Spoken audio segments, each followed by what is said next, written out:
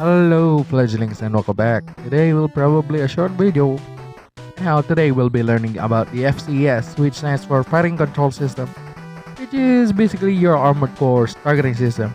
Now I'll only go over the essential info and I'll try to keep things short, okay? Now I'll start with the lockbox types. Now for this type of info, it's only useful for new players that want to try generation 1 to 3. Now this is basically useless around when you jump to generation 4 and 5. Now I don't know if Gen 6 is gonna incorporate lockbox types since that is the first topic of today. Hopefully it does make a return because I don't really like the newer no lockbox. It just auto aims on the opponent. You know what I mean.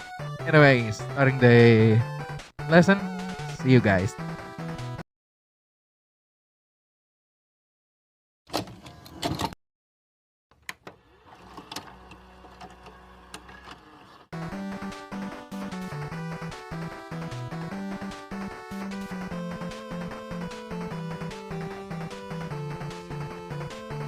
Now I'll only cover like the major lockbox types, the ones that I see a lot of usage for.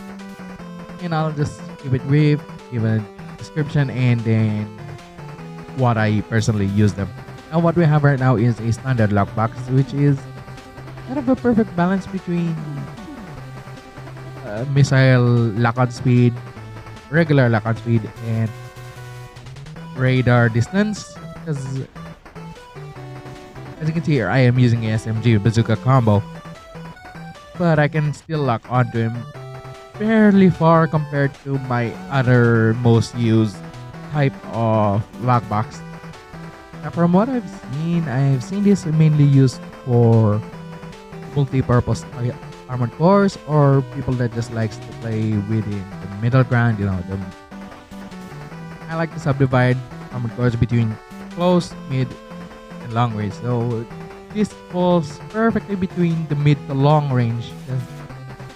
No one the goddamn mind will use this for close range armored cores because the best one for close range armored cores are now this FCS is the best for close range armored cores, featuring exceptional lock-on times.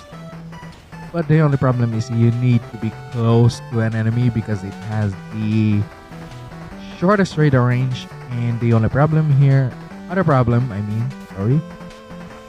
has terrible missile lock-on speed.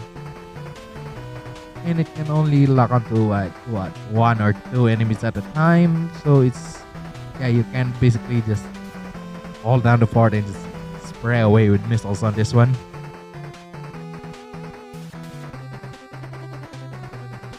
Now on the opposite side of the spectrum, from wide and shallow, we have narrow and deep.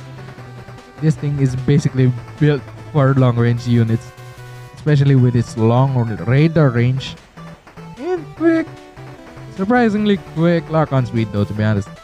This is paired really well with sniper rifles, missiles, so that you can just barrage away from your enemies from a safe distance.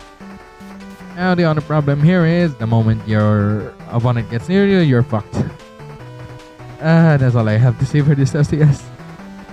Now there are other types of FCS lockbox types in here, especially in Gen 3, but I'm not gonna go over them. These are mainly the three that I mainly see get usage of because nobody uses long and wide, shallow and wide, as those two seem to be very situational, especially long and wide as it's best for aerial units if you don't know how to fly.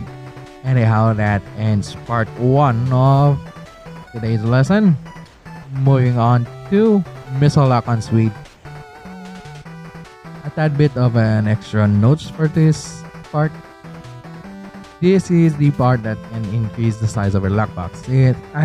The size increase depends on the weapon you just slapped on your unit. But the funny thing is that the moment you use this on an SMG, it practically envelops the whole screen, so you don't even have to turn around that much.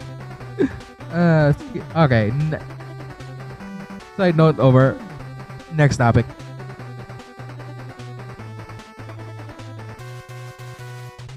Now, missile lock on speed is basically just how fast your missiles lock onto an enemy.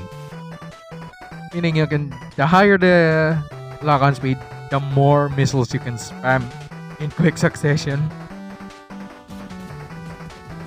So what we have here right now with us is a high missile lock on speed unit against the vanilla starter AC in Formula Front.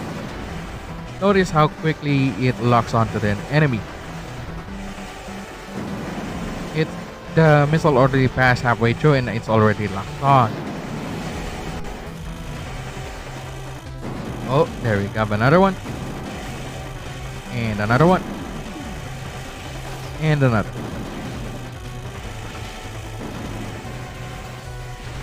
Now I don't know if there are missiles in Armored Core 6, but if it is like this, I think I'm accidentally making a lot of missile spammers. Lock on speed. Now this is basically what makes or breaks and what type of AC are you making. If you are planning on making a high mobility unit, I'd suggest you take on a ton of lock on speed, as you may or may not lose your opponent due to how fast your unit is. If your unit is fairly slow or right in the middle, I'd suggest you take a little less lock on speed. More lock on speed is just okay.